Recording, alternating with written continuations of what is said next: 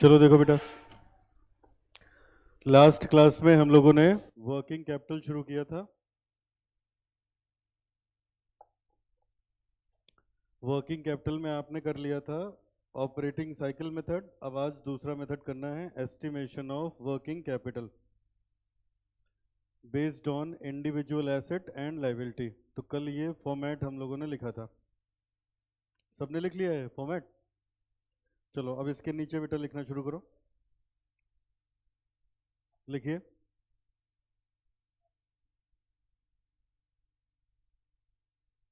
ये first point था, कल जो स्टेटमेंट बनाया था इसको कर लो पॉइंट 1। कल जो स्टेटमेंट बनाया था इसको कर लो पॉइंट 1।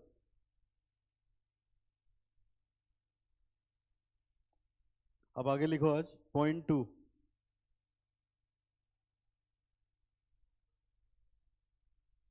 पॉइंट 2 लिखिए।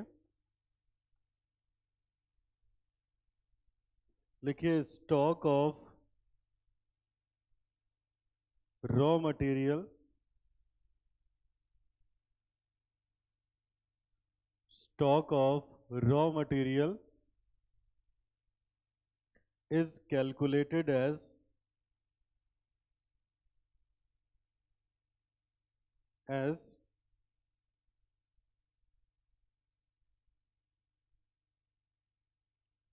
since raw material storage period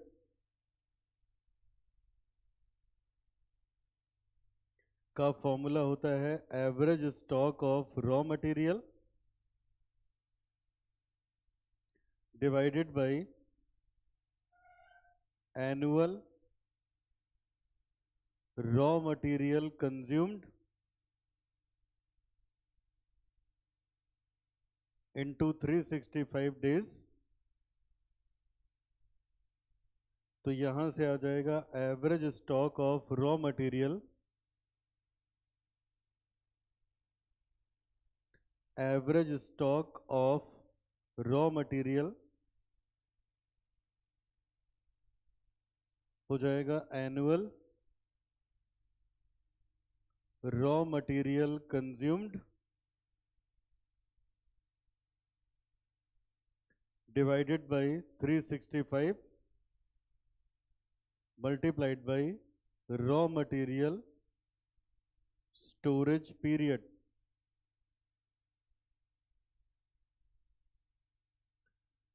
divided by raw material storage period.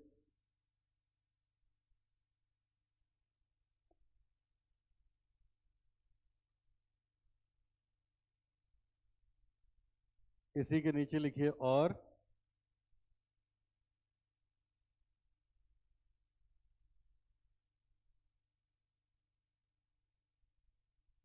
Units per annum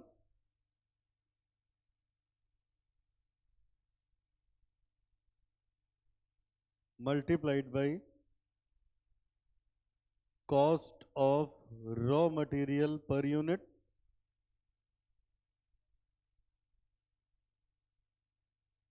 divided by 365 into raw material storage period.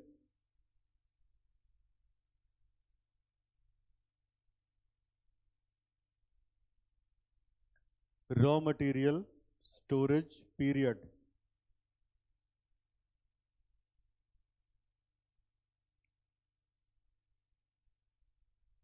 Third point में लिखो बेटा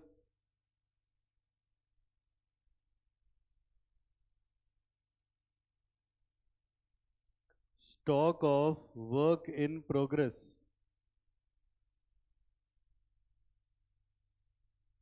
stock of work in progress लिखिए इसमें।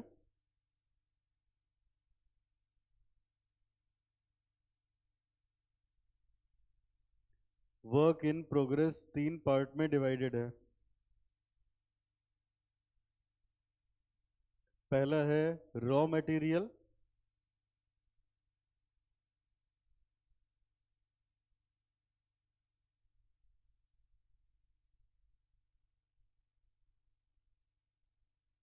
दूसरा है बेटा लेबर,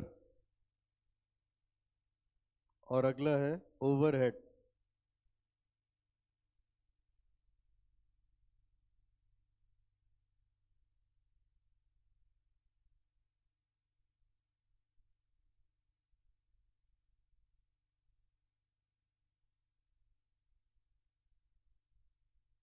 और इसमें सबसे पहले लिखिए रॉ मटेरियल के बारे में।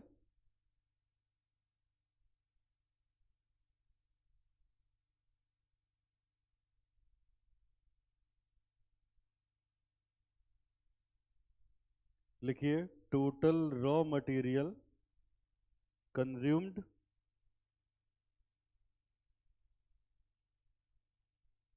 During year divided by 365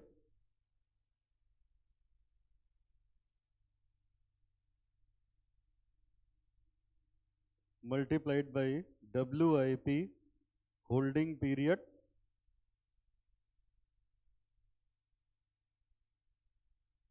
multiplied by degree of completion।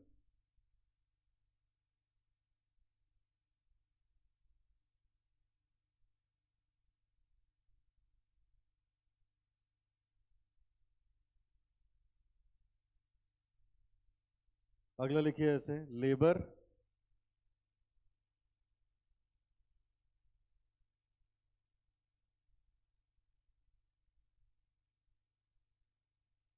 Total labour cost during 2 year during year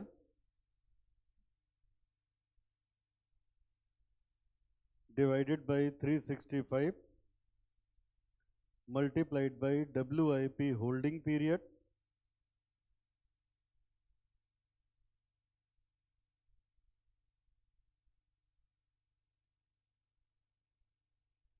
multiplied by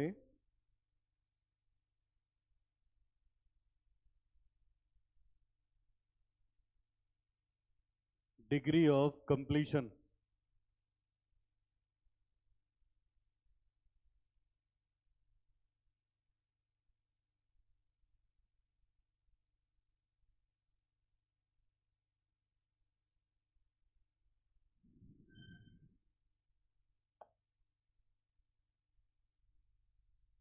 अगला लिखो बेटा overhead.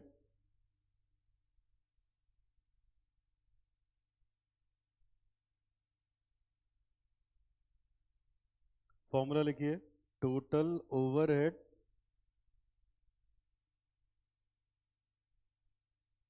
Cost during the year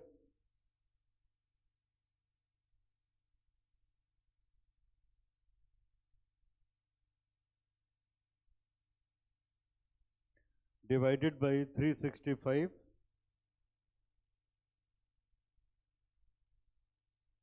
multiplied by WIP holding period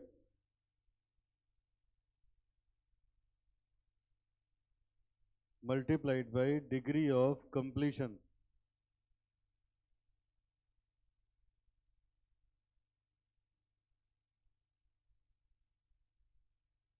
degree of completion. और इसी को ऐसे भी निकाल सकते हो WIP units into cost per unit of WIP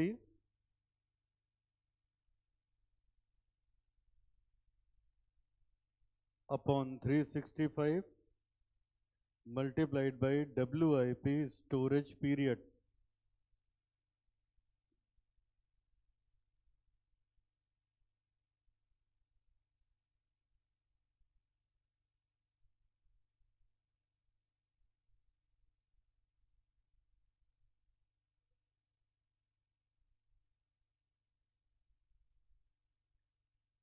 इसी में लिखेंगे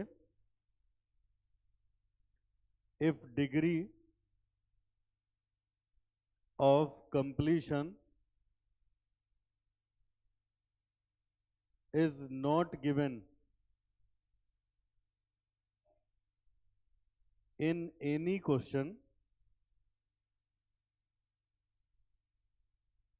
then it is normally assumed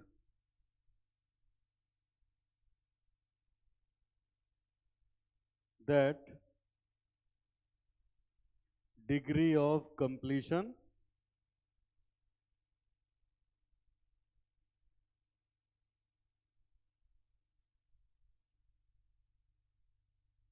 अगर हमारे पास रॉ मटेरियल है तो 100% लेंगे, लेबर का 50%, ओवरहेड का 50%। इन दोनों को हम लोग कन्वर्जन कॉस्ट भी बोलते हैं।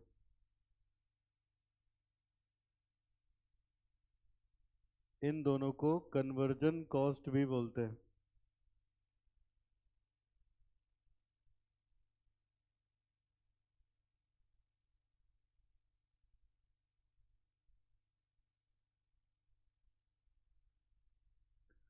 लेबर और ओवरहेड को कन्वर्जन कॉस्ट भी बोला जाता है। अगला लिखिए, point number 4,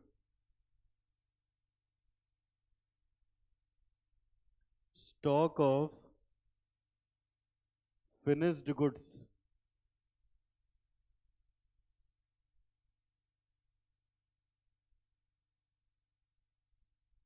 stock of finished goods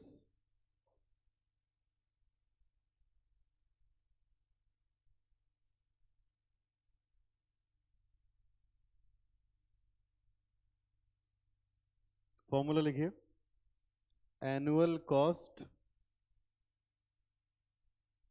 annual COGS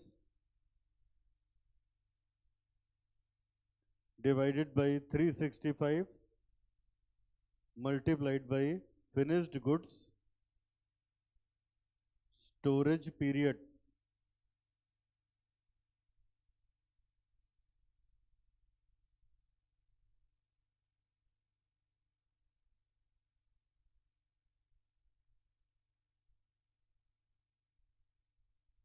यह इसी का फॉर्मूला है, units into COGS per unit upon 365 into finished goods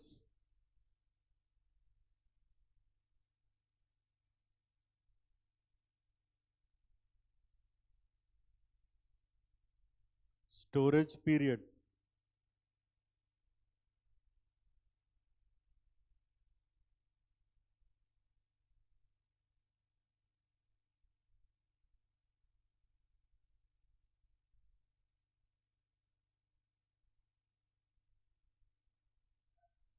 चलो point number 5, debtors.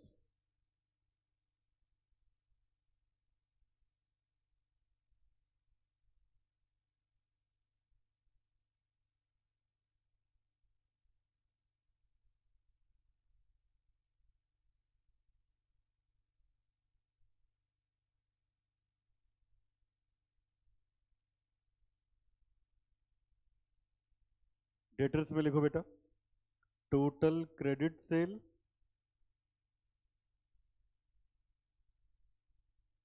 Divided by 365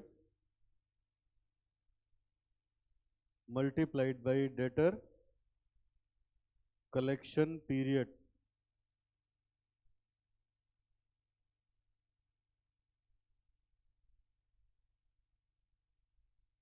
या कभी कभी ऐसे निकालेंगे,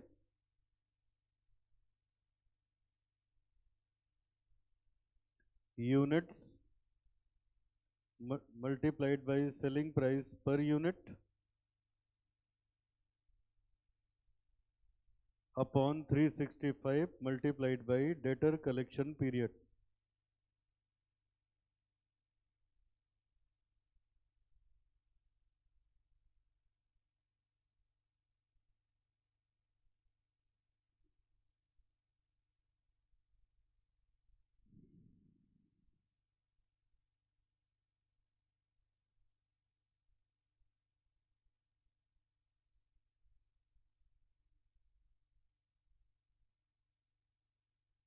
तीन चीजें और लिखोगे बेटा, फिर एक्सप्लेन करूंगा। अब लिखो अगला, creditor.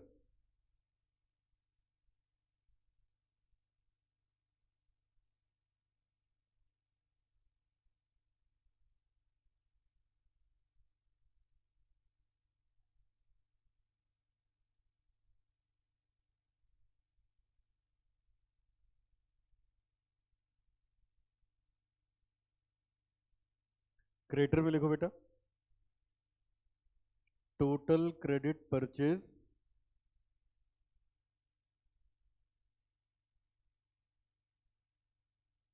Divided by 365 multiplied by creditor payment period.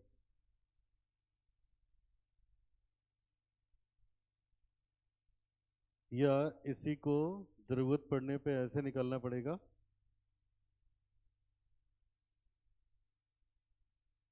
Units multiplied by cost of raw material पर unit upon 365 multiplied by creditor payment period.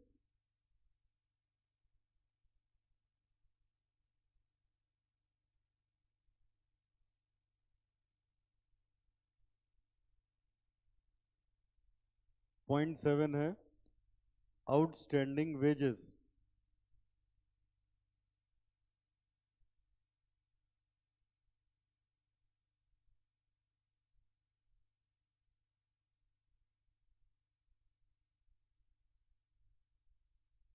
Outstanding wages लिखिए इसमें,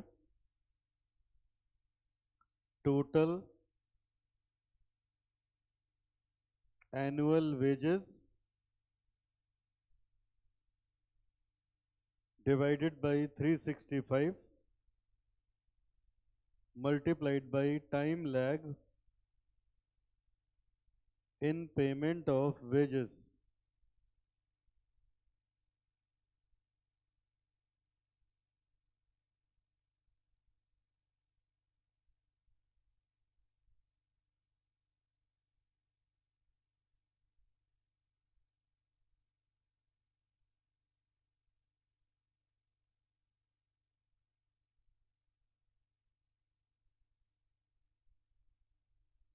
इसी को ऐसे भी निकालना पड़ सकता है, लिखिए units multiplied by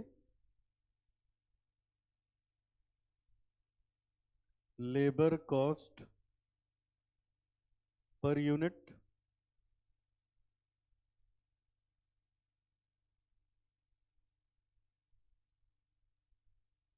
divided by 365 time lag in payment of wages.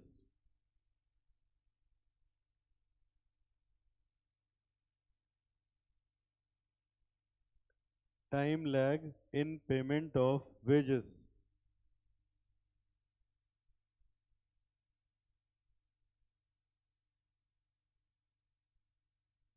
Last point,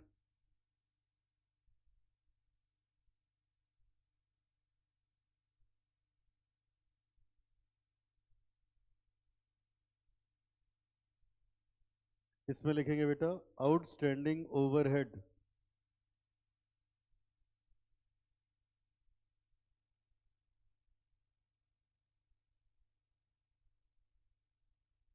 outstanding overhead लिखिए, total overhead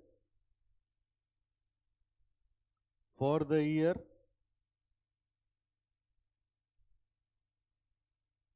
divided by 365 multiplied by time lag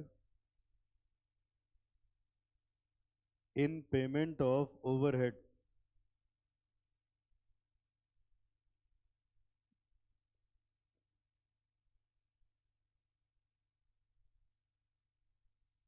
या कभी कभी ऐसे भी निकालना पड़ेगा, units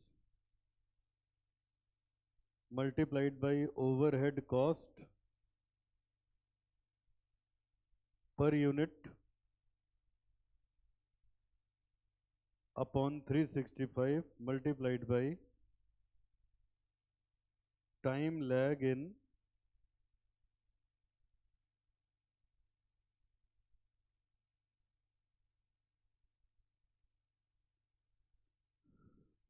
payment of overhead.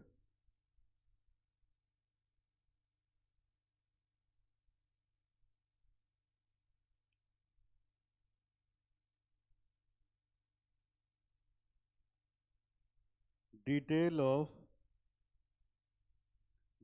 Of calculation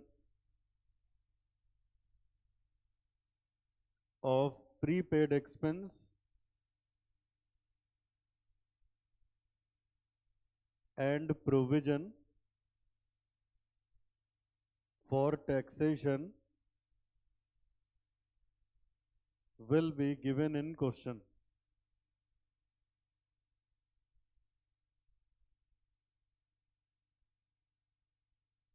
There is no particular formula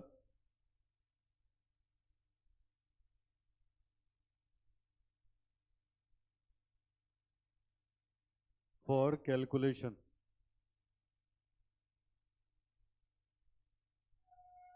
of these items.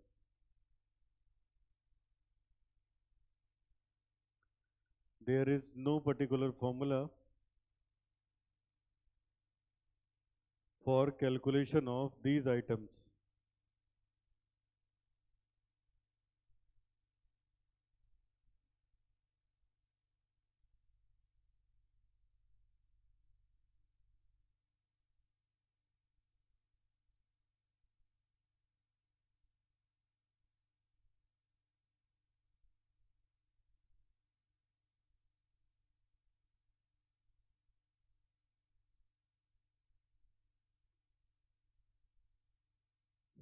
लिख लिया? चलो अब देखो सब लोग।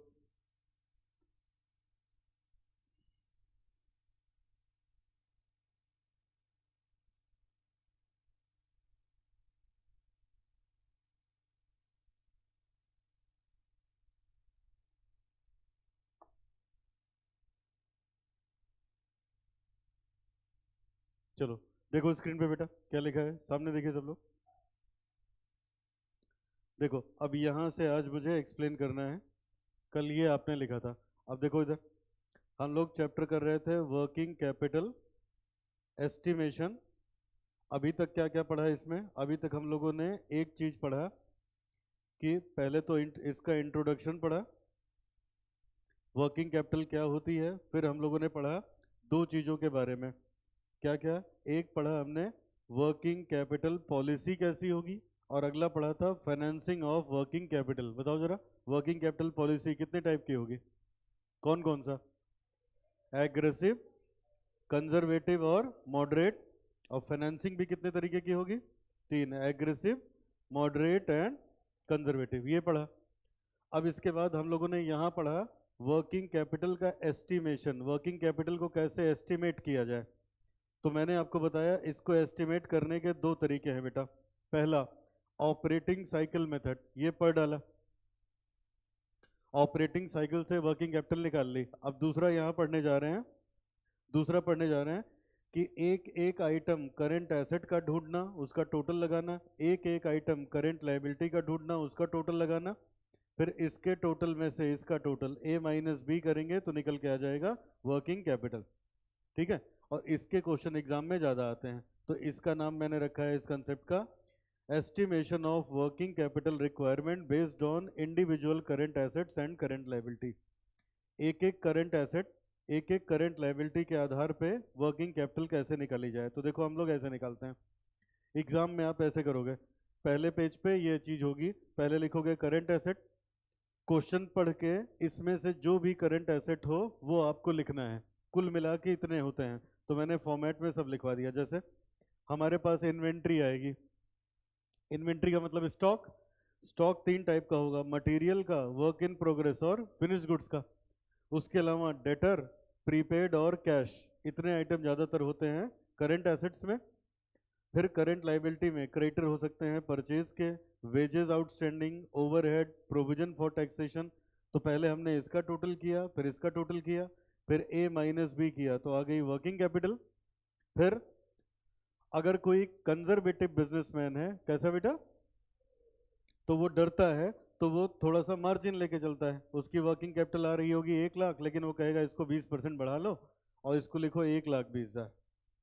समझ आया ना? तो इसको अब हम लोग ऐसे वर्किंग कैपिटल निकालने जा रहे हैं। अब इसमें प्रॉब्लम क्या है, देखिए प्रॉब्लम क्या है। अब जब इसका क्वेश्चन आएगा तो एक एक आइटम आपको निकालना पड़ेगा, क्वेश्चन में लिखा नहीं होगा। तो पहले क्या लिखा है बताओ, stock of raw material WIP और फिनिश गुड्स, ये लिखा है। तो ये देखो यहाँ मैंने नीचे बताया आपको, सामने देखिए, स्टॉक ऑफ रॉ मटेरियल कैसे निकालोगे, WIP कैसे निकालोगे, और फिर आपको बताया फिनिश गुड्स कैसे निकालोगे। समझ आ रहा है? फिर देखो आगे, उसके बाद आपने लिखा है डेटर प्रीपेड कैश, कैश और ये सब तो दिया होता है, डेटर्स कैसे निकालोगे इसके बाद बताया, डेटर ऐसे निकलेगा। फिर करंट लाइबिलिटी में आ जाओ, तो creditor for purchase outstanding wages overhead, तो हमने यहाँ लिखा creditor for purchase outstanding wages और ओवरहेड। ये सब कैसे निकलेंगे उसकी हमने डिटेल लिख ली। दो रह गया, तो उसका कोई सेट फॉर्मूला नहीं है। क्या क्या रह गया, एक रह गया हमारे पास ये प्रीपेड एक्सपेंस यहाँ से, और यहाँ से प्रोविजन फॉर टैक्स। तो इसके लिए नीचे नोट लिखवा दिया कि प्रोविजन फॉर टैक्स और प्रीपेड का कोई पर्टिकुलर फॉर्मूला नहीं है, ये क्वेश्चन के हिसाब से वेरी करेगा कैसे निकलेगा। समझे? लेकिन अब खाली इसको पढ़ के तो कुछ आएगा नहीं, ये तो मैंने नोटिंग करा दी कि ऐसे निकलता है। अब एक सवाल लगाएंगे बेटा, उसमें इन सब चीज़ों की एप्लीकेशन आएगी, तब आपको समझ में आएगा ये फॉर्मूले कैसे काम करते हैं। मतलब अब हमें क्या करना है, पूरा क्वेश्चन पढ़ेंगे, पढ़ने के बाद डिसाइड करेंगे क्या क्या है क्वेश्चन में, एक एक आइटम निकालेंगे, निकाल के इसमें लिखेंगे तो हमारा आंसर आएगा। एग्जाम में जब करोगे तो ये इतना आपके कॉपी पे पहले पेज पे होगा, और ये सब जो ढूंढोगे ये सब वर्किंग नोट है। समझ आ गया? अब कैसे लगेगा, अभी लिखने के लिए और भी बहुत कुछ है। अब चलो एक क्वेश्चन कराता हूँ, ठीक है? आधी चीजें बताई है आधी नहीं बताई है, लेकिन अब एक क्वेश्चन करोगे फिर उसके बाद बाकी का बचा हुआ थ्योरी लिखवाएंगे। तो अब हम लोग करेंगे बेटा ये क्वेश्चन नंबर 2A पे, सब बच्चे आ जाओ। क्वेश्चन नंबर 2A,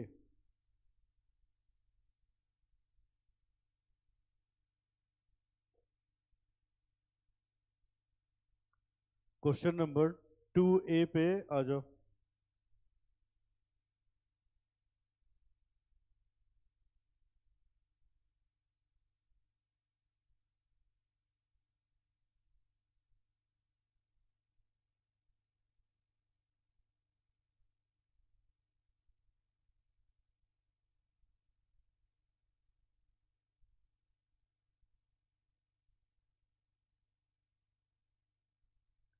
चलो अब मैं पढ़ रहा हूँ, जरा देखिए, देखो क्या क्या लिखा है। एकदम इत्मीनान से बेटा, कोई जल्दबाजी नहीं है। ये देखो, पहले इनकी रिक्वायरमेंट देखते हैं जरा। कह रहा है on 1st January, the managing director of N Limited wishes to know the amount of working capital that will be required during the year. From the following information, prepare working capital requirement forecast. हमें working capital निकाल के बताना है। अच्छा, और एक एक जानकारी यहाँ पे दी है, तो आप लिखिए, एग्जाम में भी आपको ऐसे लिखना है। लिखो स्टेटमेंट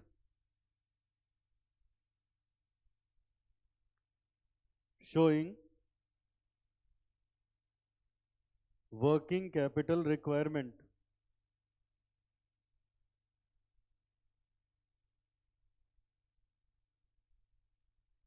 of N Limited.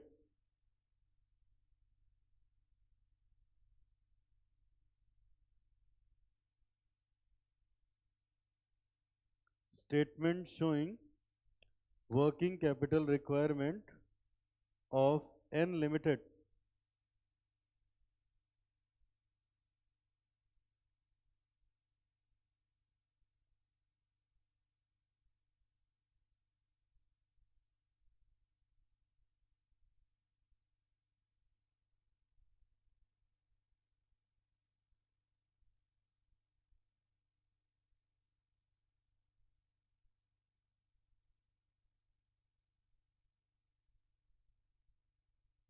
ठीक है, अब सुनो बेटा, अब ऐसे लिखिए जैसे अभी अभी फॉर्मेट बनाया था। पहले हेडिंग बनाओ करेंट एसेट्स,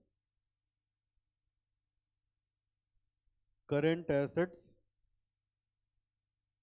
अब इसमें लिखो जो जो मैंने बताया था पहले, stock of raw material,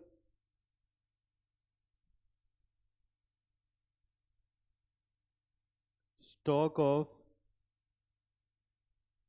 work in progress. Work in progress क्या हो गया बेटा?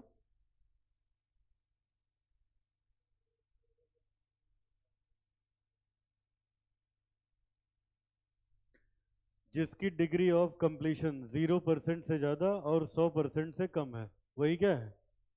Work in progress. समझ आए? फिर आगे, स्टॉक ऑफ रॉ मटेरियल, अच्छा स्टॉक हो गया बेटा, तीन ही तो होते हैं। अब आगे लिखो डेटर्स। डेटर्स कैश,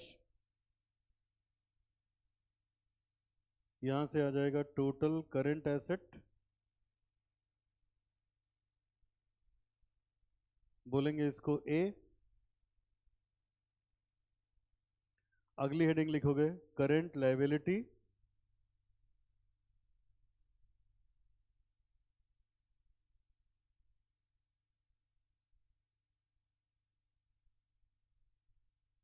इसमें लिखिए creditor for material,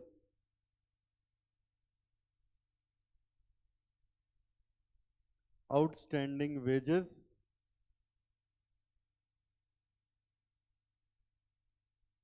outstanding overhead,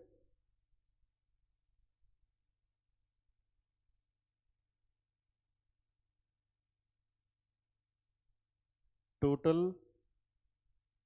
current liability,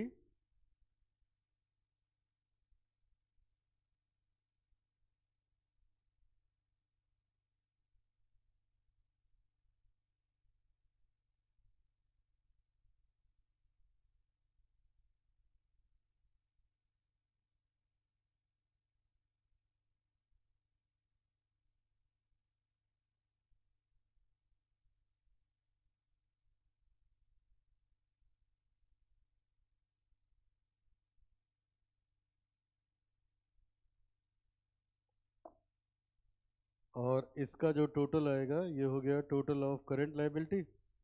और फिर यहां से हम लोग निकालेंगे working capital,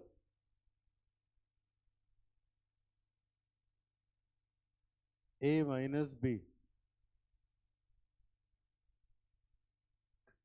working capital A minus B.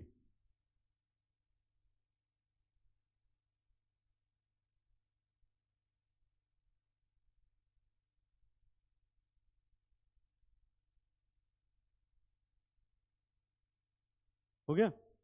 अच्छा अब इधर देखो सामने बेटा, देखो ये तो मैंने लिख दिया, ये एसेट, ये लायबिलिटी। अब मैंने कई बार कराया है, मुझे पता है, आप क्वेश्चन पढ़ोगे फिर पता चलेगा आपको कि कौन कौन सा करंट एसेट है। जैसे इसमें प्रीपेड नहीं लिखा है, बोलो, है ना? तो मुझे कैसे पहले से पता चल गया? क्वेश्चन पढ़ के पता चलेगा। ये पहला सवाल है इसलिए फॉर्मेट सिखा रहा हूँ, तो बता दिया ऐसे। क्वेश्चन पढ़ोगे तो अपने आप पता चल जाएगा कौन सा एसेट है, कौन सी लायबिलिटी है। तो इसमें इतने हैं, मुझे पहले से ही पता है, मैंने लिखवा दिया। अब मैं पढ़ के बता रहा हूँ कैसे आप ढूंढोगे। फिर एक एक चीज ढूंढेंगे, वो कैसे मिलेगा। नीचे बनाओ वर्किंग नोट। एग्जाम में पहले पेज पे ये होगा, दूसरे पेज से शुरू होगा working note.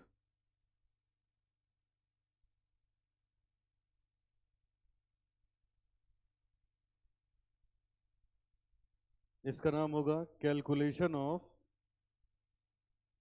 Current assets and current liabilities.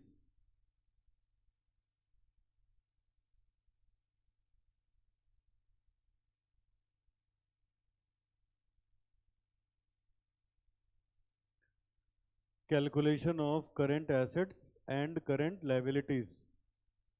अब चलो मैं क्वेश्चन पढ़ रहा हूँ, अब उसमें आपको बताता हूँ कैसे आप एग्जाम में पता लगाओगे कौन सा एसेट है कौन सा नहीं है, और फिर लिखेंगे। शुरू करें?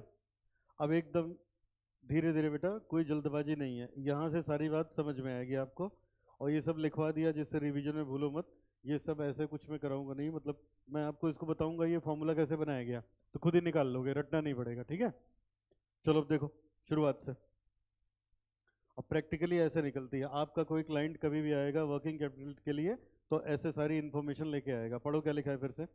On 1st January the managing director of N limited wishes to know about the working capital that will required during the year. From the following information prepare working capital forecast, requirement forecast। तो यहाँ हम करेंगे working capital की forecast. अच्छा आगे पढ़ो। Production during the previous year was 60,000 units. Last year कितने का प्रोडक्शन हुआ था बेटा? ठीक है चलो, ये अभी तो मतलब का है नहीं, आगे बढ़ो। It is planned that this level of activity would be maintain during present year. अच्छा, इस साल भी हम प्रोडक्शन कितने यूनिट का करेंगे?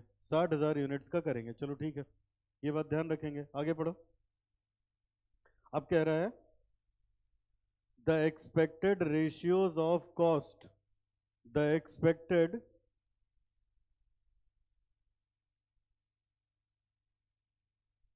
Expected ratio of cost to selling prices are raw material 60%, wages 10%, overhead 20%। अच्छा, अब इसका मतलब क्या हुआ बेटा?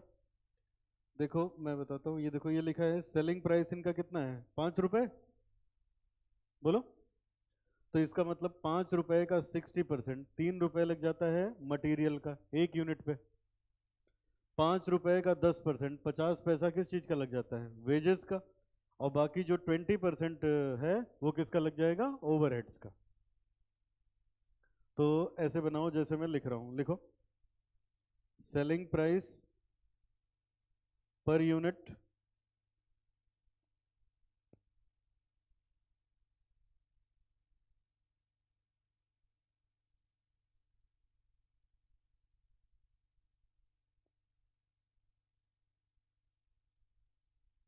इसके 3 पार्ट हुए, raw material, wages, overhead.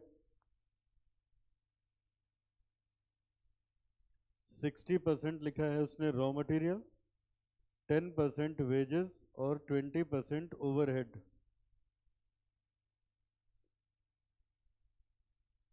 Selling price दे रखा है 5 रुपए का। 5 रुपए का 60%, 3 रुपए हो गया।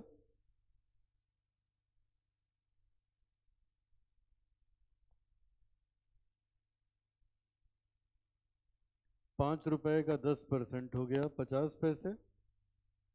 5 रुपए का 20% हो गया 1 रुपए।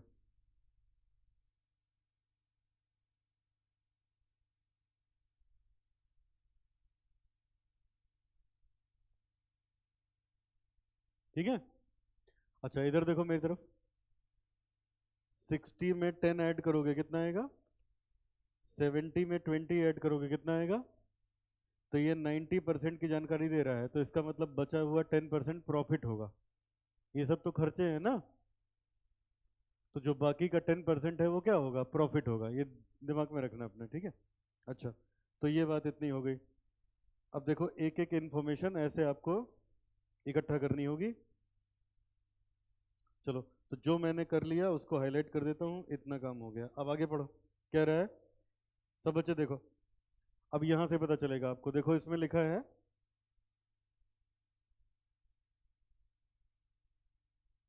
इसमें लिखा है बेटा, raw material are expected to remain in store for 2 month. क्या लिखा है? रॉ मटेरियल स्टोर में रहेगा कितने दिन के लिए? बेटा इससे मुझे पता चला कि इनके पास रॉ मटेरियल का स्टॉक पड़ा है। समझ में? एग्जाम में ऐसे पढ़ के तब पता चलेगा। अब ये लाइन ना होती तो मटेरियल जरूरी थोड़े ना कि मटेरियल का स्टॉक होगा। समझ है? अब ये सामान बना के बेचता होगा, इसीलिए इसके पास रॉ मटेरियल भी है, WIP भी है, फिनिश गुड्स भी है। कोई खरीद के बेचने वाला होगा तो उसके पास ये दोनों नहीं होंगे, डायरेक्ट यही होगा। वो सवाल हमें बताएगा। चलो ठीक है, तो ये बात हुई। रॉ मटेरियल इनके पास 2 महीने का रहता है। अच्छा, 2 महीने का रहता है। कह रहे हैं before issue to production, production में इश्यू करने से पहले मटेरियल इनके पास, मटेरियल 2 महीने का रहता है। अच्छा आगे पढ़ो। तो अब बेटा यहाँ से हम लोग निकालने जा रहे हैं स्टॉक ऑफ रॉ मटेरियल। ये हमने पहला वर्किंग नोट बनाया। अब दूसरा लिखो जरा, इसमें लिखो स्टॉक ऑफ रॉ मटेरियल।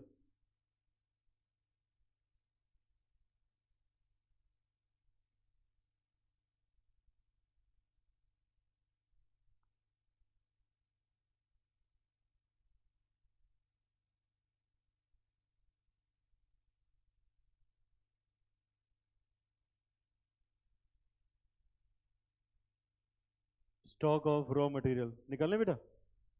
अच्छा अब ये देखो मैं निकालने जा रहा हूँ, सब बच्चे देखो, एकदम आसान सी कैलकुलेशन है। देखो अब इसने तो एक लाइन में लिख दिया।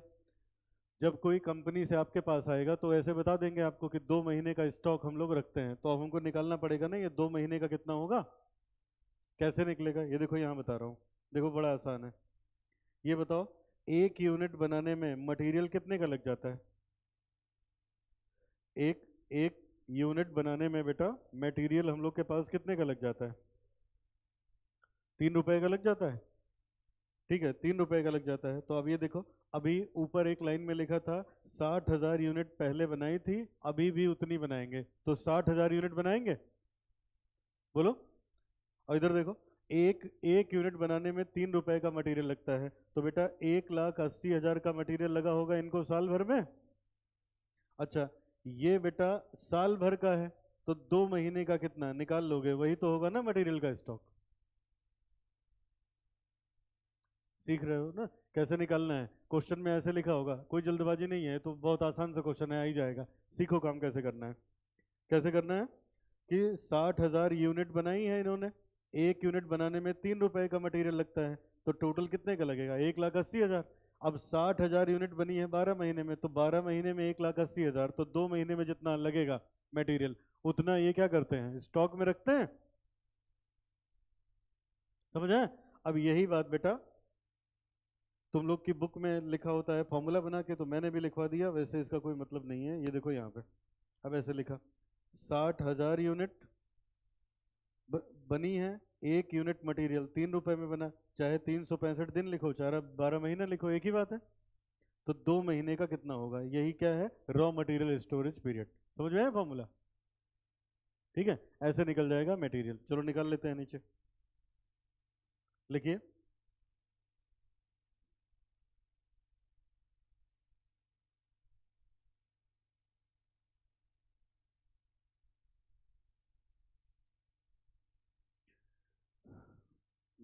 कैसे हो जाएगा, ये है units multiplied by cost per unit, raw material cost per unit upon 12 into raw material holding period.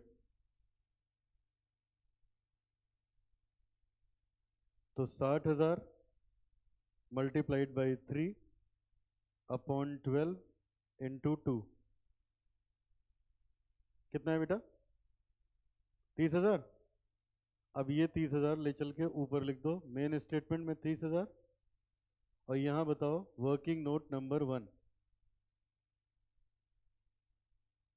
Working note number 1 में हम लोगों ने निकाला।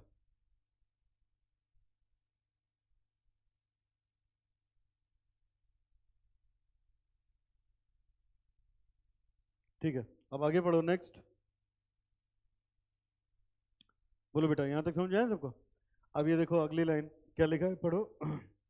Each unit is expected to be in process. सब लोग स्क्रीन पे देखो बेटा मेरे साथ साथ, देखो क्या लिखा है। Each unit is expected to be in process WIP for 1 month. क्या क्या कह रहे हैं बेटा, जो सामान ये बनाते हैं उसको बनाने में समय कितना लगता है 1 महीना। तो पहली तारीख को शुरू होगा तो 30 तारीख को फिनिश गुड्स बनेगा ना, पूरे महीने WIP है वो। समझ आए पूरे महीने WIP है। तो इससे पता चला कि इनके पास स्टॉक पड़ा है किस चीज का, वर्क इन प्रोग्रेस का। समझ में क्वेश्चन में सारी जानकारी दी होगी। अब यहां लिखो वर्किंग नोट नंबर 2 में निकालने जा रहे हैं वर्क इन प्रोग्रेस। एक सेकंड आ रहा है बेटा।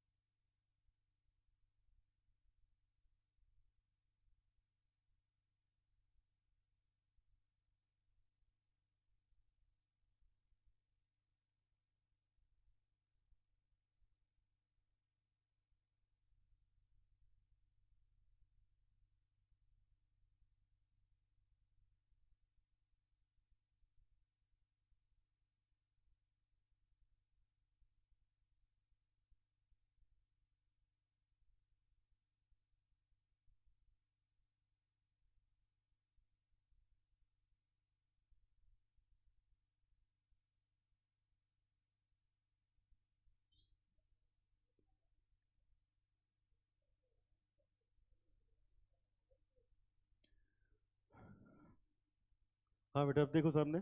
तो इस वाली लाइन से पता चला कि हम लोगों के पास वर्क इन प्रोग्रेस है। अब 2 मिनट सोचो सब लोग, इधर देखो। इनके पास रॉ मटेरियल का स्टॉक था कि नहीं था, बताओ। था। WIP का क्वेश्चन हिंट दे रहा है, इसका मतलब ये मैन्युफैक्चरर है। क्या है ये? ठीक है। अब 2 मिनट सोचना जरा WIP के बारे में। तो कारखाना तो आपने देखा नहीं है, लेकिन फर्नीचर की दुकान सबने देखी है। सामने देखो सब लोग, फर्नीचर की दुकान सबने देखी है। तो बेटा बेटा, कोई फर्नीचर वाला जितनी लकड़ी खरीदता है बेटा, वो उसके लिए क्या हो गया? Raw material. जितने सेमी फिनिश्ड प्रोडक्ट उसके पास पड़े हैं वो सब क्या हो गए? WIP। और जो बन गया वो क्या हो गया? Finished goods. ठीक है। अब 2 मिनट सोचना जरा WIP के बारे में। अब ये बताओ, WIP, कोई भी फर्नीचर WIP कैसे बनेगा? पहले तो वो रॉ लकड़ी होती है, वुड होगी। उस पे जब मजदूर काम करेगा तभी तो बनेगा ना WIP। समझ पा रहे हो सब लोग? तो देखो, हम लोग के WIP में 3 चीजें होती हैं: मटेरियल, लेबर और ओवरहेड। क्या क्या होता है? मटेरियल, लेबर और ओवरहेड। स्क्रीन पे देखिएगा, यहाँ सारी बातें लिखी हुई हैं, ये देखो। WIP में 3 चीजें होती हैं: मटेरियल, लेबर और ओवरहेड। रटना कुछ भी नहीं है, दिमाग में ऐसे बैठा लेना है। देखो, WIP का मतलब क्या हो गया? Semi finished product. अब जैसे मान लो कोई कोई फर्नीचर वाला स्टडी टेबल बना के बेचता है। कुछ टेबल 31 मार्च को अधूरी हैं। अधूरी हैं तो थोड़ा तो क्या है, लकड़ी काट वाट के उसको शेप दे दिया गया होगा, तो ये क्या हो गया? मटेरियल। मजदूरों ने काम किया होगा तभी तो वो बनने की कगार पे है। और मालिक थोड़े ना बैठ के देखेगा, एक सुपरवाइजर लगाया होगा देखने के लिए, उसको जो पैसा दिया गया वो क्या हो गया? ओवरहेड। क्या हो गया? ओवरहेड हो गया। समझ आए? तो WIP में 3 चीजें होती हैं। क्या क्या? Material, labour and overhead. बोलो यहां तक समझ आए? अब आगे। अब आगे खूब ध्यान से सुनना। जरा बताओ, तुम लोग अपनी डिग्री की पढ़ाई कर रहे हो, अभी WIP में हो कि नहीं हो? जब फाउंडेशन शुरू किया तब भी WIP था। ग्रुप 1 में भी WIP, ग्रुप 2 में भी WIP, फाइनल में पहुंच गए तब भी WIP, आखिरी ग्रुप क्लियर कर लिया तब भी WIP। जब ट्रेनिंग वेनिंग खत्म हो जाएगी तब फिनिश गुड्स बनोगे ना। तो करीब जाते जा रहे हो, लेकिन हो WIP में ही। बोलो बेटा। तो देखो, WIP की डिग्री ऑफ कंप्लीशन होती है। क्या होती है? Degree of completion. खूब ध्यान से सुनना ये बात। देखो, जब भी हम लोग वर्क इन प्रोग्रेस निकालेंगे तो इस ये 3 चीजों से मिलके बनेगा: रॉ मटेरियल, लेबर और ओवरहेड से। ठीक है। अब इनकी डिग्री ऑफ कंप्लीशन होती है। डिग्री ऑफ कंप्लीशन का मतलब क्या हुआ? कि मटेरियल पे कितना काम हुआ है, मजदूरी कितनी दी गई है, ओवरहेड कितना दिया गया है। तो जनरली अगर क्वेश्चन में लिखा है तब तो ठीक, नहीं लिखा है तो मटेरियल हम लोग लेते हैं उसकी डिग्री 100%। क्या लेते हो? क्यों 100? अच्छा, और लेबर ओवरहेड का लेते हैं 50%, अगर क्वेश्चन में कुछ न लिखा हो तो। इसका लॉजिक सुन लो, फिर आगे बनते हैं। देखो बेटा, मटेरियल 100% का मतलब ये हुआ। अब देखो, फर्नीचर तो बना नहीं, मटेरियल 100% कैसे हो गया? भाई प्लाईवुड खरीद के आया था, काट दिया गया, अब वापस थोड़े ना होगा। बोलो। तो भले उससे बेड बना, स्टडी टेबल बनी या नहीं बनी, लेकिन अब वापस तो नहीं होगा, तो वो यूज हो गया ना। तो इसीलिए मटेरियल कितना माना जाता है? Degree of completion 100%। कितना मानोगे? वेजेस का 50%। 50% का मतलब, अगर स्टडी टेबल बन रही है, पूरी टेबल बनने में 10,000 की वेजेस जाती, तो उसका 50% हम लेंगे 5,000। या तो क्वेश्चन बता दे कि 80%, 60%, जो बताएगा तब वो ले लेंगे। ओवरहेड भी कितना लेना है आपको? 50%। बात समझ में आई? तो अब WIP के 3 कंपोनेंट हुए, कौन कौन से बताओ?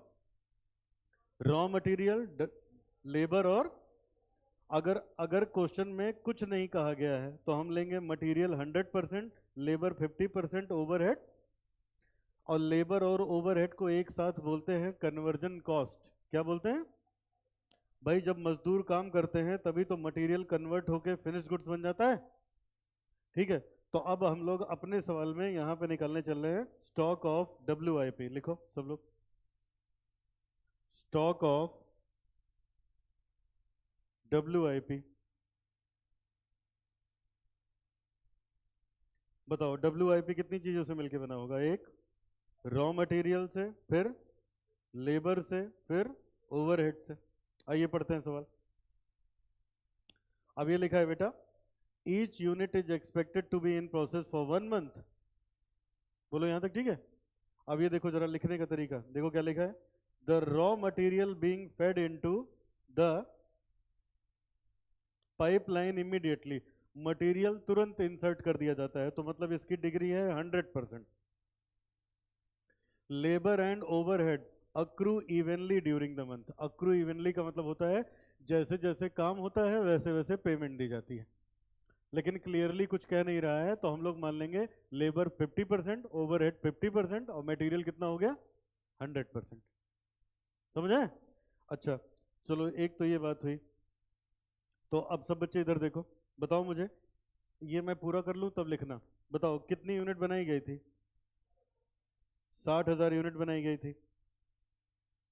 अब बताओ एक यूनिट बनाने में मटेरियल कितने का लगता है? 3 रुपए का। और मजदूरी कितनी लगती है? 50 पैसा। और ये लगता है 1 रुपए। लगता है बेटा? अच्छा, अब यहाँ देखो, ये लगता है। और ये जो काम किया गया, ये किया गया, ये जो बेटा 60,000 यूनिट बनाई गई, ये 12 महीने में बनाई गई ना? कितने महीने में? 12 महीने में। और उसने कहा है कि WIP 1 महीने का इनके पास रहता है, तो हम लोग यहाँ पे क्या लिखेंगे? 1 महीना लिखोगे? अब फिर इसकी डिग्री ऑफ कंप्लीशन 100%, इसकी डिग्री ऑफ कंप्लीशन 50%, इसकी डिग्री ऑफ कंप्लीशन। अब इसका क्या मतलब हुआ देखो, समझना, रटना कुछ भी नहीं।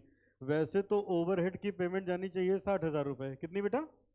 लेकिन आधी गई है, तो कितना लिया जाएगा? 30,000, क्योंकि आधा काम हुआ ना। बात समझ में आई? तो हम लोग ऐसे लिखते हैं। अब ये देखो, यही बात आपको ऊपर लिखवाया है, अब एक एक चीज रिलेट होगी तो समझ में बढ़िया से आएगा। ये देखो, ऐसे लिखवाया था पहले मटेरियल में, टोटल मटेरियल कितना लगा, तो हम लोगों ने लिखा ना अभी 60,000 यूनिट और एक यूनिट पे 3 रुपए का, तो टोटल निकल के आ गया 1,80,000 का। ठीक है, डिग्री ऑफ कंप्लीशन दी थी 100%, और इसकी है 1 महीना, तो कहेंगे 12 महीने का इतना, तो 1 महीने का कितना? समझे? ऐसे हमने निकाल लिया मटेरियल, ऐसे निकाल लिया लेबर, ऐसे निकाल लिया ओवरहेड। कॉपी करो, मैं इसको निकालता हूँ।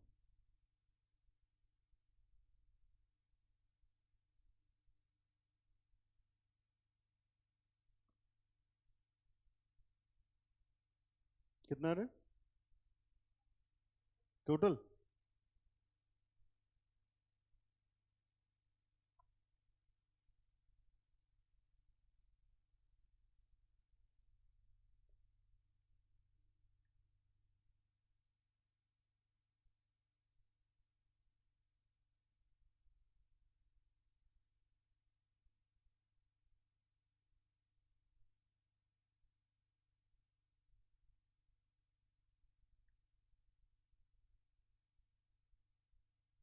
आखिरी वाला 5,000, 2,500। अब पहला सही है, टोटल करो 18,750। 18,750, इसको ले चलो ऊपर लिख दो मेन स्टेटमेंट में।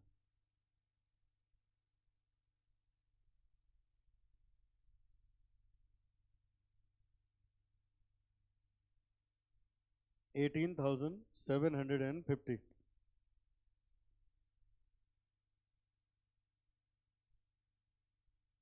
डन?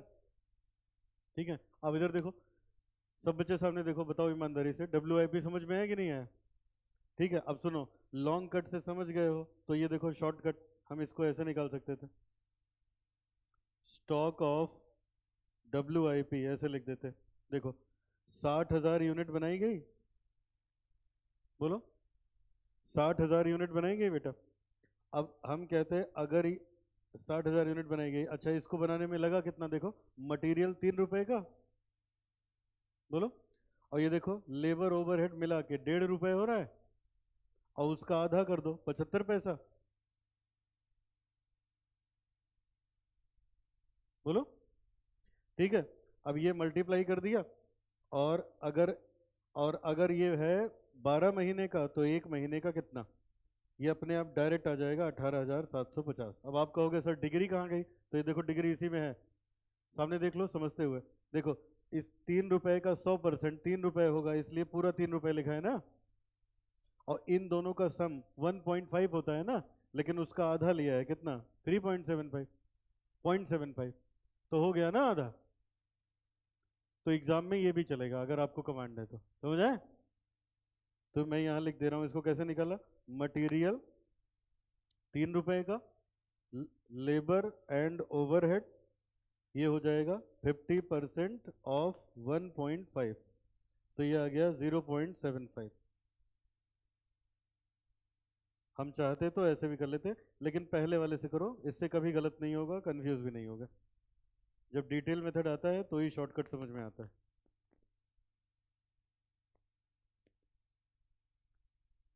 चलो, इसको हम लोगों ने ऊपर लिख ही दिया है। अब आ जाओ वर्किंग नोट नंबर 3 पे, निकालते हैं finished goods. Working note number 3, stock of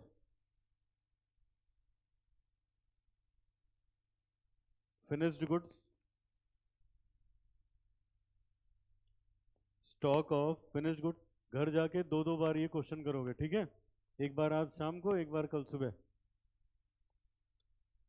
तो तब धीरे धीरे कमांड बनेगी। ये लेंदी होते हैं सवाल, होता कुछ नहीं इसमें, लेकिन बस टाइम कंज्यूमिंग होता है। निकालो फिनिश गुड्स। आओ देखो, पहले समझते हैं पता कैसे चला कि फिनिश गुड्स है इसमें। ये देखो इधर क्या लिखा है, ये दूसरा paragraph, finished goods will stay in the warehouse awaiting to dispatch to the customer for approximately 3 months. तो इसका मतलब जब इनके पास सामान बन जाता है उसके बाद भी 3 महीना लगता है उसको कस्टमर को भेजने में। बोलो, ठीक है? तो यहां से पता चला इनके पास स्टॉक किस चीज का है बेटा? फिनिश्ड गुड्स का। सबको समझ में आया? तो इसलिए मैंने पहले ही लिख दिया था। अब आओ इसको निकाल लेते हैं फिनिश गुड्स। तो ये बताओ कितनी यूनिट बनाई इन्होंने? 60,000। कितने दिन में? 12 महीने में। 60,000 कितने दिन में? 12 महीने में। तो 3 महीने का जितना बनेगा 15,000 के आसपास आएगा। वही वही इनके पास क्या रहता होगा? स्टॉक में। और निकाल लेते हैं। तो लिखिए, फिनिश गुड्स का हम कहेंगे units into cost upon 12 into finished goods holding period. Formula लिखना एग्जाम में मत भूलना, सारा क्वेश्चन सही होगा तब भी नंबर काट लेगा। 60,000 यूनिट हम बना रहे हैं 12 महीने में, 3 महीने रोकते हैं। कॉस्ट, अब 1 मिनट जरा सामने देखोगे, कॉस्ट का मतलब क्या हुआ? फिनिश्ड गुड्स बनने में तो सब पैसे लग जाते हैं ना। इधर देखो, मटेरियल, लेबर और ओवरहेड। अब ऐसे ही था ना, शायद ओवरहेड 1 रुपया था, लेबर 50 पैसा था ना। तो हो गया ही मटेरियल, ओवरहेड और ये हो गया लेबर, यही तो लगेगी ना कॉस्ट। बस निकाल लो, 67,500। इसको ले चलो, लिखो ऊपर स्टेटमेंट में।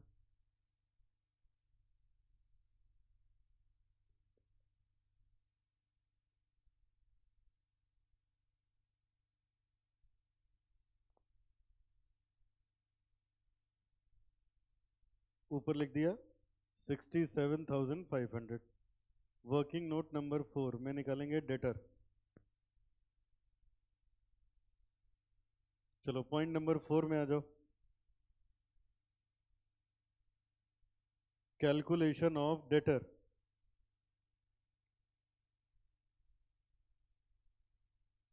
चलो बेटा आगे पढ़ो, क्या लिखा है क्वेश्चन में? देखो देखो, यहाँ लिखा है क्रेडिट, सब लोग स्क्रीन पे देखो।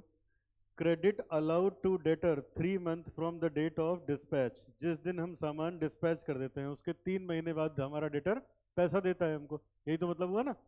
तो इस लाइन से पता चला इनके पास डेटर्स हैं। अब आओ निकाल लेते हैं डेटर। बताओ डेटर क्या खरीदेगा, रॉ मटेरियल, WIP या फिनिश गुड्स? फिनिश गुड्स का। तो फिनिश गुड्स बनाए कितना हो? 60,000 यूनिट। कितने यूनिट बनाए हो बेटा? 60,000 बनाए हो। कितने दिन में? 12 महीने में। तो 3 महीने का कितना? 1 मिनट इधर देख लो फिर लिखो। ये देखो कितने यूनिट बनाए हो सब बच्चे, देखो 60,000 में। और 1 यूनिट 5 रुपए में बेचते हो तो ये 3 लाख में बिकी होगी। 3 लाख में बिकी 12 महीने में, तो 3 महीने का जितना होगा उतने के डेटर्स होंगे अपने पास। अब फॉर्मूला बन गया units into selling price per unit upon 12 into credit period allowed to debtor.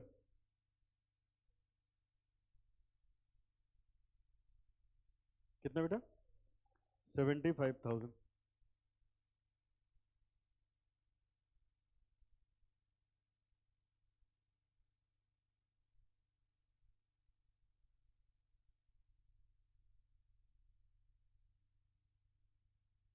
Done.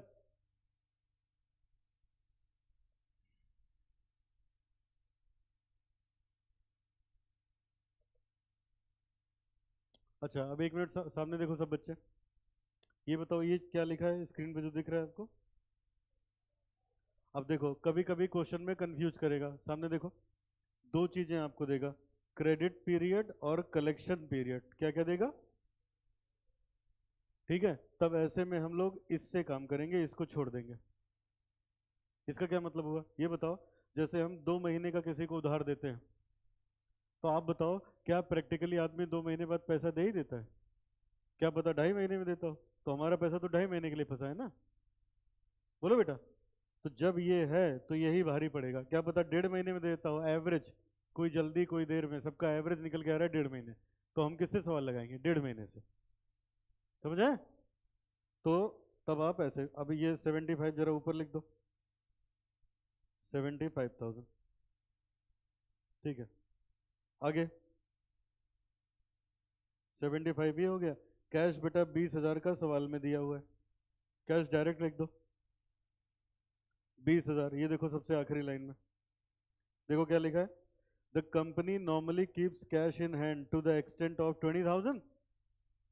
तो 20,000 का कैश है, कैश लिख दिया, टोटल कर दो जरा, करंट एसेट मिल गए सारे, 2,11,250। ठीक है, अब आगे बढ़ो, करंट लाइबिलिटीज ढूंढेंगे, तो लिखो वर्किंग नोट होगा पांचवा, creditors for raw material,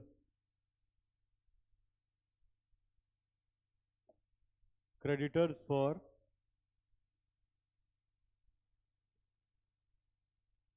raw material.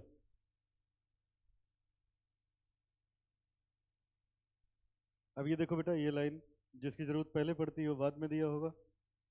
क्या लिखा देखो, credit allowed by creditor is 2 month from the date of delivery of material. हमारा सप्लायर कितने दिन का उधार दे देता है? 2 महीने का। तो अब ऐसे कर लो, साल भर में हम जितनी परचेज करते होंगे वो 12 महीने का होता होगा, 2 महीने का जितना होगा उतना बकाया रहता है। तो अब यहाँ लिखो, फॉर्मूला होता है यूनिट्स, या ऐसे लिखते हो credit purchase divided by 12 multiplied by credit period allowed by creditor. अब क्रेडिट परचेज कैसे आएगी? 60,000 यूनिट बनाया है, 1 यूनिट बनाने में 3 रुपए का मटेरियल लगता है, तो पूरा बनाने में 1,80,000 का पड़ेगा, यही हमने खरीदा होगा, और ये खरीदा होगा 12 महीने में, तो 2 महीने का कितना देखो, कितना आएगा बेटा? 30,000 is your creditor for raw material. अब लिख लो ऊपर ले चल के, 30,000 क्रेडिटर फॉर रॉ मटेरियल। इसके सामने लिखो वर्किंग नोट नंबर 5। एग्जाम में यही प्रेजेंटेशन करना। अब आगे मैं क्वेश्चन कराऊंगा तो जल्दबाजी में कुछ लिखो ना लिखो, आप ध्यान रखिएगा। चलो ये हो गया, अब सवाल आगे पढ़ो बेटा।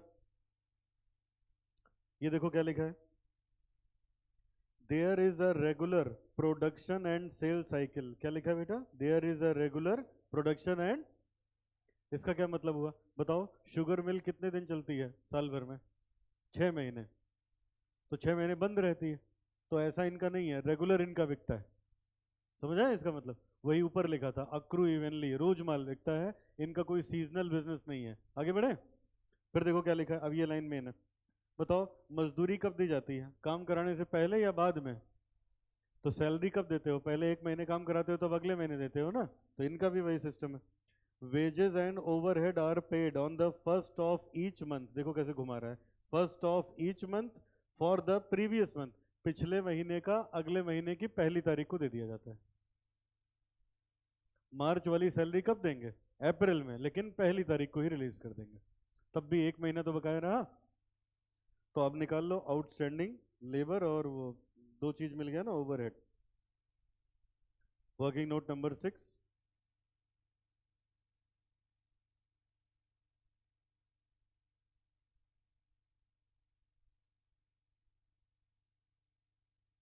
आउटस्टैंडिंग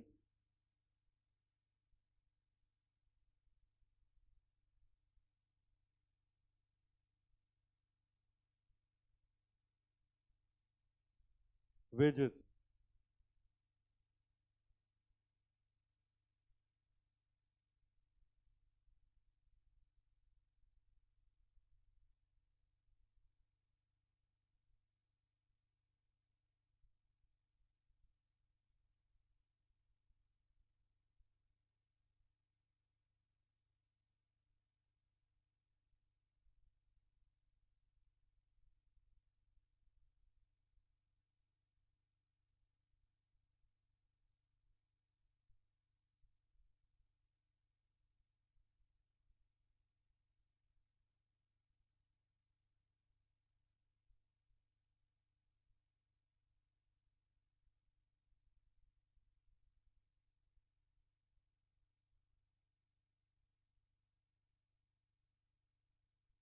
हाँ बेटा, आउटस्टैंडिंग वेजेस कैसे निकालोगे? इधर देखो कितनी यूनिट बनाए हो साल भर में, और 1 यूनिट बनाने में 50 पैसे की वेजेस लगती है, तो 30,000 लगा होगा।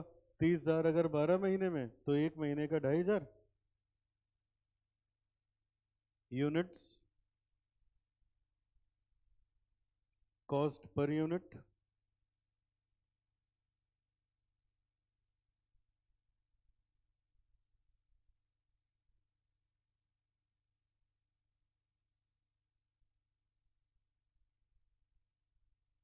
चलो ऐसे ओवरहेड का निकाल लो।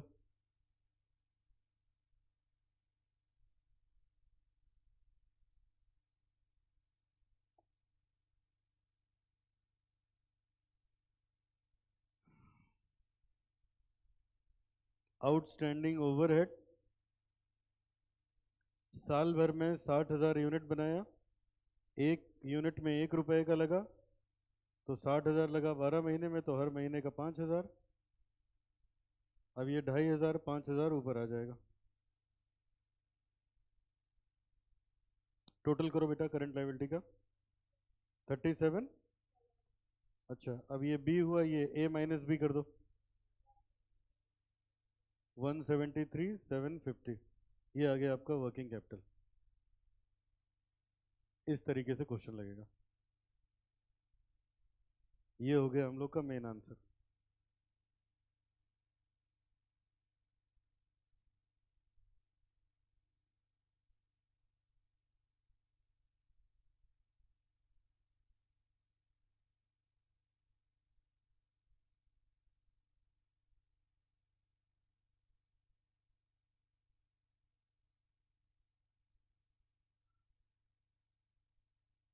बोलो समझ में आया बेटा?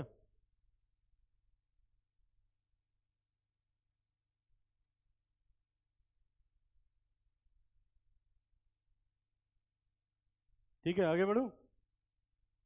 तो ये हो गया वर्किंग कैपिटल।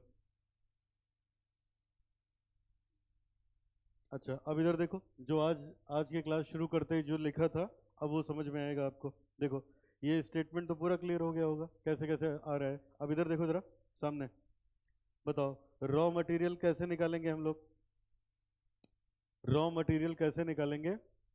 सब लोग लिखना बंद करके अब ध्यान से सुनोगे। देखो इस सवाल में बेटा यूनिट दी थी, तो आप नीचे वाले फॉर्मूले से निकालते चले गए।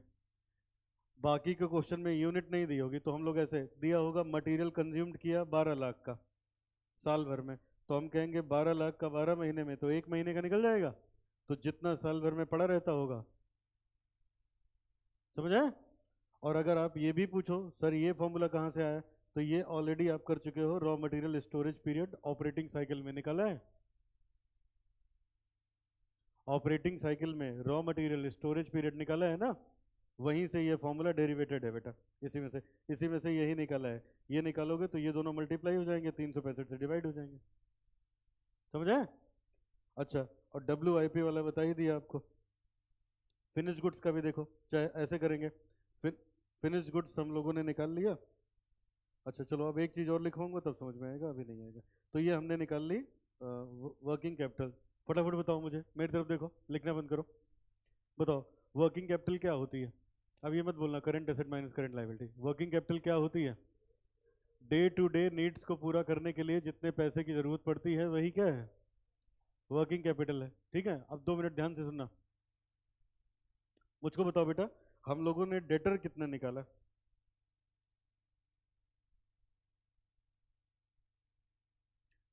डेटर कितना निकाला? 75। ठीक है, सब बच्चे फोकस करोगे। अब देखो अगला टॉपिक है, ये बताओ फिर से एक बार, वर्किंग कैपिटल क्या होती है? डे टू डे नीड्स को पूरा करने के लिए जितने पैसे की जरूरत पड़ेगी उसी को क्या बोलते हैं? मुझे बताओ, क्या बेटा डे टू डे नीड्स को पूरा करने के लिए प्रॉफिट की भी जरूरत पड़ती है? अपना दिमाग लगाओ, क्या प्रॉफिट की भी जरूरत पड़ती है? चलो मैं बताता हूँ, नहीं पड़ती।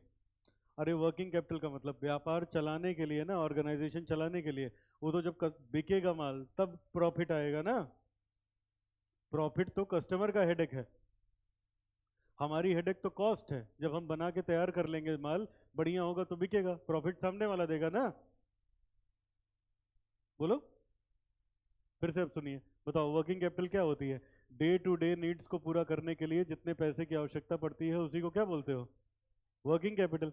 अब देखो है क्या बेटा, मैं आपसे ये कह रहा हूं, क्या रोज कारखाना चलाने के लिए प्रॉफिट की भी जरूरत पड़ती है? जी नहीं। प्रॉफिट कौन अरेंज करता है? हमारा कस्टमर। मुझको बताओ, मैंने ये कैलकुलेटर 100 रुपए में बना के आपको बेच दिया, ठीक है, 120 में आपको बेचा, कितने में? तो ये बताओ मेरी जेब से क्या लगा, 100 की 120? वही तो कह रहा हूं, 20 की तो चिंता आप करोगे ना, आपने खरीदा है, आप दोगे 120। मेरा पैसा कितना फंसा है? तो इसको बनाने के लिए मुझे 100 की व्यवस्था करनी है ना, न कि 120 की। समझ में है? बोलो यहां तक ठीक है? अब ये देखो, मैं एक नए कंसेप्ट पे लेके जा रहा हूं। अब ये बताओ, डेटर कैसे निकाले? साल भर में कितने यूनिट बेची थी? ये 5 रुपए क्या है? ये 5 रुपए क्या है? इस 5 रुपए में मुनाफा था कि नहीं था? था। ऊपर ही मैंने चेक करा दिया था आपको। इन तीनों को जोड़ने पे 100% नहीं आ रहा था, इसका मतलब इसमें प्रॉफिट है। तो हमने डेटर्स निकाला ऐसे कि इसमें प्रॉफिट भी है। प्रॉफिट है कि नहीं है? हमने डेटर्स बेटा अपने ऐसे निकाले कि जिसमें प्रॉफिट भी है। और अभी अभी मैं क्या आपसे बोल रहा हूं, मैं कह रहा हूं जब डेटर्स को हम लोग कैलकुलेट करते हैं, जब डेटर्स को हम लोग कैलकुलेट करते हैं तो प्रॉफिट हमें कारखाना चलाने के लिए नहीं चाहिए होता है। प्रॉफिट की अरेंजमेंट कौन करके देता है? कस्टमर करके देता है। बात समझ में आ रही है? बोलो यहां तक ठीक है? अब बताओ कौन सा ज्यादा लॉजिकल है? क्या मैं यहाँ 5 रुपए लिखूं तब ज्यादा लॉजिकल है, या मैं 4.5 रुपए लिखूं इनको जोड़ के? क्या ज्यादा लॉजिकल है? मेरी जेब से तो 4.5 ही लगा ना। तो सुनो, जब हम 4.5 से सवाल लगाएंगे तो उसको बोलेंगे calculation of working capital on cash cost basis. क्या बोलोगे? Cash cost basis. और जब 5 से लगाएंगे तो उसको बोलेंगे टोटल बेसिस। क्या बोलोगे? तो अभी सवाल किस पे लगा है? टोटल बेसिस पे। जब कैश पे लगाएंगे तो प्रॉफिट छोड़ देंगे, डेप्रिसिएशन छोड़ देंगे। क्या क्या छोड़ दोगे? प्रॉफिट और डेप्रिसिएशन। अब ये बताओ, सोचना सब बच्चे, डेप्रिसिएशन बचपन से आज तक पीएल में डेबिट करते चले आए, उसको खर्चा मान के चलते हो। बताओ बेटा, खर्चा वो होता है जिसकी कहीं पेमेंट होती हो, डेप्रिसिएशन का कौन सा किसको पेमेंट करना होता है? मशीन घिसती है, बात सही है, लेकिन कौन सा उसकी पेमेंट करनी पड़ती है? एफएम में तो और बढ़िया है, डेप्रिसिएशन से टैक्स बचता है। बोलो। तो हमारा एफएम मान के चलता है कि depreciation is a non cash item. Cash flow में पढ़ चुके हो ऑलरेडी, नॉन कैश है कि नहीं? तो जब हम कैश कॉस्ट बेसिस पे निकालेंगे, किस पे? तो हम एक तो नॉन कैश कॉस्ट को छोड़ देंगे और दूसरा प्रॉफिट को छोड़ देंगे। ये मेरा अगला टॉपिक है। तो अभी जो सवाल लगा ये किस बेसिस पे लगा? टोटल अप्रोच पे। किस पे बेटा? और दूसरी कौन सी है? Cash cost. अब समझ आए? चलो अब इसी के नीचे लिखो, ये जहां सवाल लगा है इसी के ऊपर यही लिख लो, टोटल अप्रोच से सवाल लगा है। Total cost approach.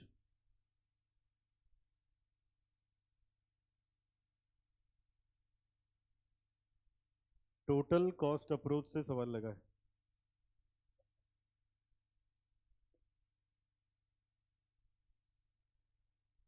तो अब जरा समझते हैं, अगर टोटल से लगा है तो कैश क्या होता है।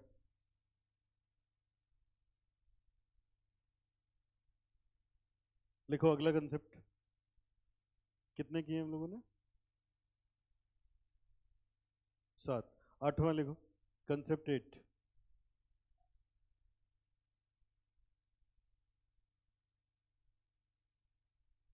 Total cost approach versus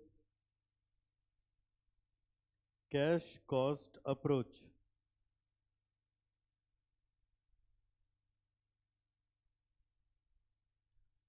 total cost approach versus cash cost approach.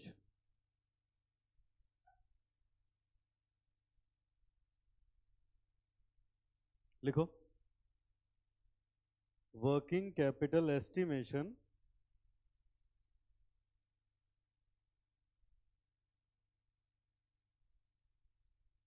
दो तरीके से होता है।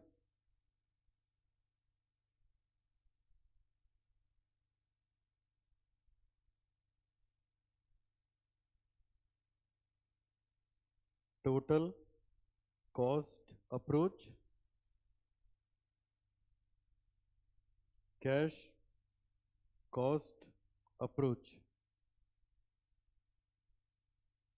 फर्क क्या है दोनों में? Total cost will include depreciation,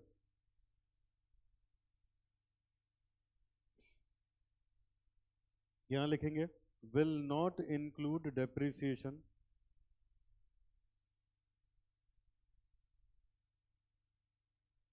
will include profit margin,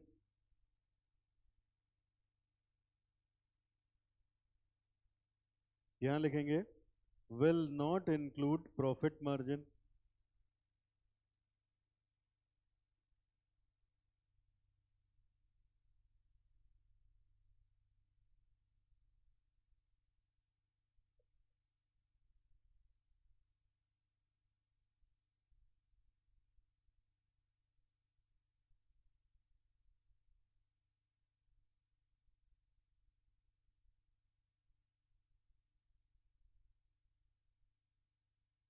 हो गया?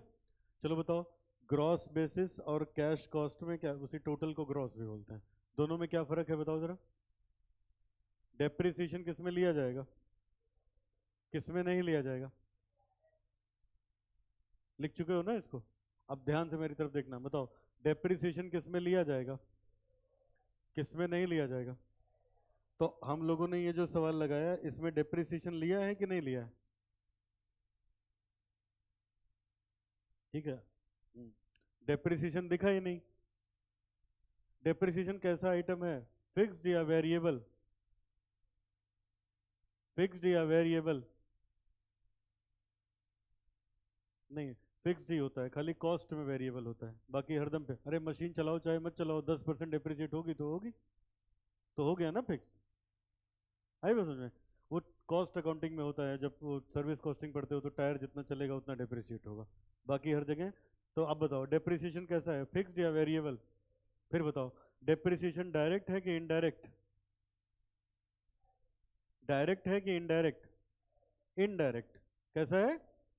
तो ये देखो बेटा, आपको पता भी नहीं चला, आपने उसकी ट्रीटमेंट ऑलरेडी कर दी है। देखो, इनडायरेक्ट खर्चे को ही तो ओवरहेड बोलते हो, बोलो। तो इसी में डेप्रिसिएशन रहा होगा, वो बस अलग से छांट के नहीं दिया है। अलग से दिया होता तो अभी मैं उसको निकाल के किनारे कर देता, तो कैश कॉस्ट पे आ जाता। बात समझ में आ रही मेरी? तो इसका मतलब देखो, अब ये देखो, यहां से दिमाग बैठा लेना। देखो, कोई कोई सवाल ऐसे आते हैं, कहेगा ग्रॉस बेसिस पे निकालो और कैश कॉस्ट पे, दोनों पे सवाल लगाओ। तो कहाँ कहाँ फर्क पड़ता है, कहाँ कहाँ पड़ेगा? WIP में, बोलो कहाँ? फिनिश गुड्स में और डेटर में, कहाँ कहाँ? WIP और डेटर में क्यों आएगा? क्योंकि प्रॉफिट हटेगा। जब टोटल में निकालोगे तो 5 रुपए पे लगेगा और उसमें 4.5 रुपए लगेगा, बोलो। और WIP और फिनिश गुड्स, इसमें जब कॉस्ट लगाओगे, कॉस्ट, तो क्या करोगे? WIP में ओवरहेड आया कि नहीं आया? और ये देखो, जब फिनिश गुड्स निकाले हो तो ये ओवरहेड आया कि नहीं आया? तो अगर डेप्रिसिएशन होगा तो इसी में तो होगा, तो वो कटेगा। तो इनके अमाउंट डिफरेंट आते हैं, ग्रॉस में अलग और कैश में अलग। यही बात मैं लिखवाने जा रहा हूं, समझे? इस सवाल में क्योंकि बताया नहीं है ना, तो समझाने के लिए बोल दिया कि उसी में है ओवरहेड में। लेकिन अगर जरा सा भी हिंट दिया होता तो अभी निकाल के हम लोग अभी अगले क्वेश्चन में आ जाएगा। ठीक है, चलो लिखो इसी के नीचे। ये तो एक एक बात हुई। दूसरा लिखो सेकंड पॉइंट में, WIP फिनिश्ड गुड्स, जैसे मैं लिख रहा हूं वैसे लिखना। डेटर जब निकालेंगे टोटल अप्रोच पे और कैश कॉस्ट पे, तो डेप्रिसिएशन यहां लेंगे, डेप्रिसिएशन लेंगे, डेप्रिसिएशन नहीं लेंगे, डेप्रिसिएशन नहीं लेंगे।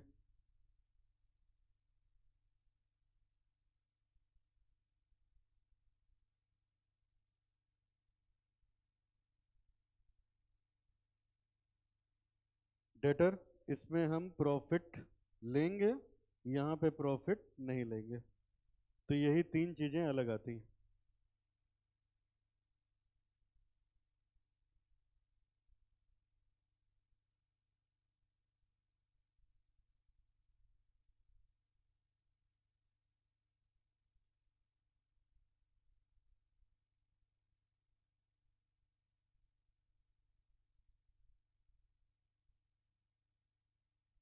डन बेटा? अब बताओ, वर्किंग कैपिटल निकालने के कितने तरीके थे? दो, ऑपरेटिंग साइकिल मेथड और individual current asset and current liability. अब इंडिविजुअल वाले में दो मिल गया, कौन कौन सा? ग्रॉस बेसिस और, पहले वो ग्रॉस बेसिस बोला जाता था तो मुंह से ये निकलता है, ठीक है, ग्रॉस बेसिस और कैश बेसिस। अब हमारे सामने समस्या है, सर सवाल में तो लिखा नहीं है तो हम क्या लगाएं? बोलो, है ना दिक्कत? तो वैसे तो कैश लगाओ तो बेटर है, क्योंकि दोनों में लॉजिकल कौन सा है बताओ? ठीक है ना? या कुछ भी लगाओ, नीचे फुटनोट दे दो, क्योंकि दोनों सही है। टोटल से लगाओ तो टोटल बता दो, कैश से लगाओ तो कैश से लगा दो। समझ आए? तो ये भी बात लिखो तीसरे पॉइंट में। When question is silent,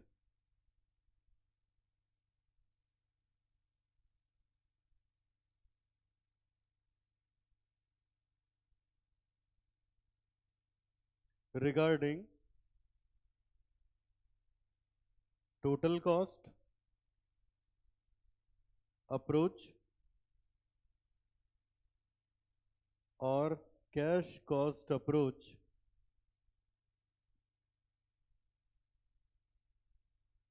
we can use any method by giving a note for assumption taken.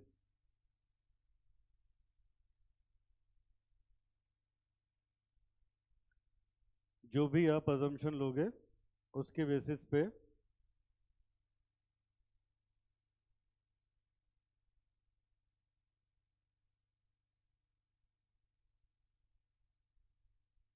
Done.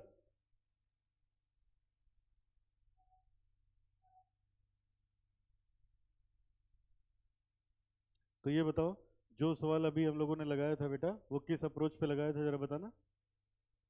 Total पे। तो मुझे बस 2 मिनट लगेगा, उसको कैश पे भी निकाल दूं। देखो डेप्रिसिएशन उसमें है नहीं, बोलो बेटा। तो जब, देखो मेरी तरफ और खुद से दिमाग में बैठा लो, जब डेप्रिसिएशन नहीं है तो न फिनिश गुड दोबारा निकालना है, न WIP। अलग से नहीं दिया है ना, वो तो समझाने के लिए बता दिया कि ओवरहेड में होगा। तो खाली डेटर बदलेगा भाई, तो डेटर फिर से निकाल लेते हैं। डेटर किस पे निकलेगा? 4.5 रुपये, 50 रुपये छोड़ देंगे। तो आओ, बस 2 मिनट लगेगा, निकाल दो जरा, लिखो। Solution of question 2A by cash cost approach.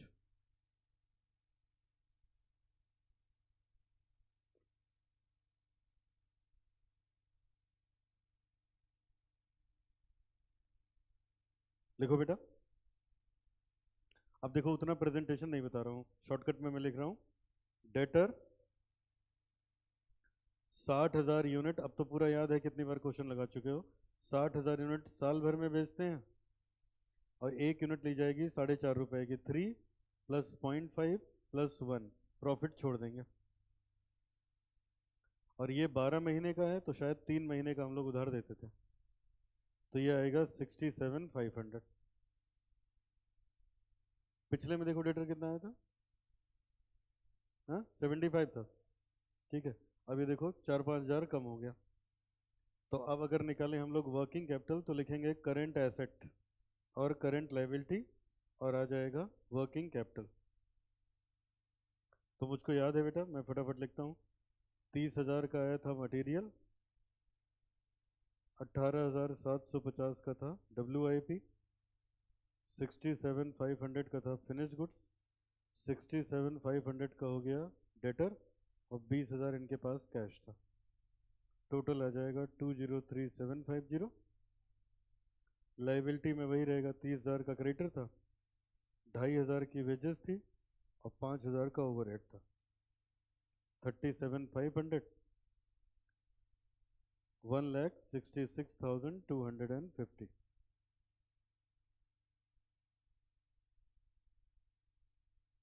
ये समझने के लिए लिख दिया, ऐसे लिखोगे तो नंबर नहीं मिलेगा एग्जाम में।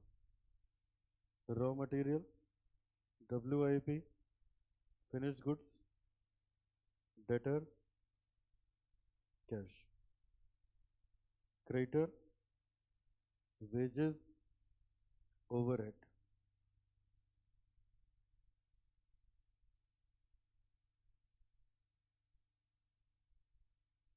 और अगर एग्जाम में टाइम मिल जाए, दोनों से लगा दो तो और बढ़िया हो जाएगा। वही 3 ही आइटम बदलता है, बाकी सब वही रहता है।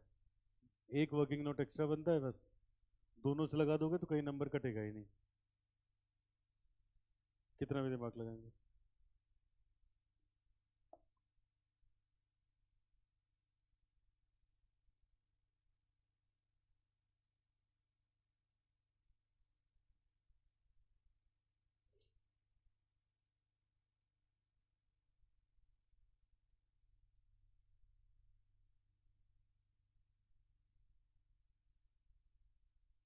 हो गया।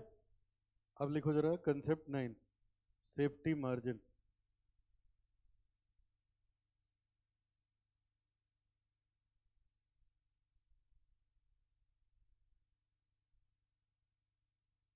Concept 9, safety margin.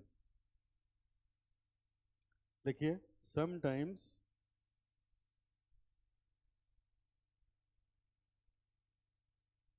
a firm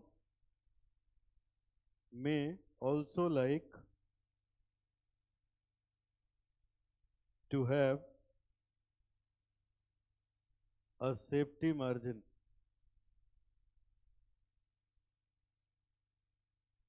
on working capital in order to meet contingencies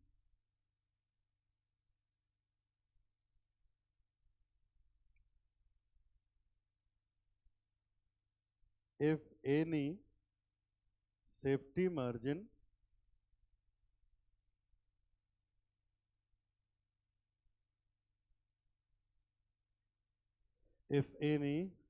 margin is given in question, then add we will add it into working capital। अगर कोई सेफ्टी मार्जिन दिया होगा तो वर्किंग कैपिटल में जोड़ लेंगे, नहीं दिया होगा तो कोई बात ही नहीं।